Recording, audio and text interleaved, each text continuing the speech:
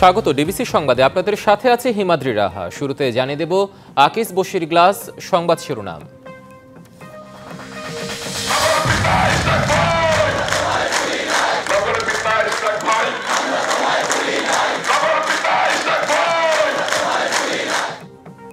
ইশরাক সমর্থকদের টানা 5 দিনের বিক্ষোভে অচল নগর ভবন। শিগগিরই শপথ না করালে বৃহত্তর আন্দোলনের হুঁশিয়ারি বিএনপির। নির্বাচন না দিয়ে দেশকে অনিশ্চয়তায় ঠেলে দিচ্ছে সরকার, অভিযোগ বিএনপির। বেঁচে থাকতে আওয়ামী লীগের সাথে আপোষ না করার ঘোষণা। লুটপাটের জব্দ টাকায় তহবিল গঠনের সিদ্ধান্ত। ব্যাংক থেকে লুটের টাকা ফেরত পাবেন আমানতকারীরা, বাকিটা ব্যয় হবে দরিদ্রদের কল্যাণে।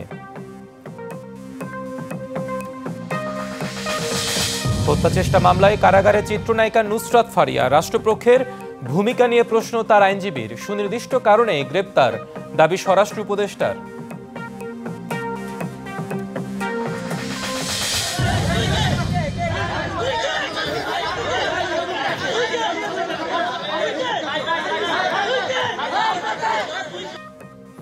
জনশক্তি রপ্তানিকারকদের সংগঠন বাইরার দুই পক্ষের সংঘর্ষ।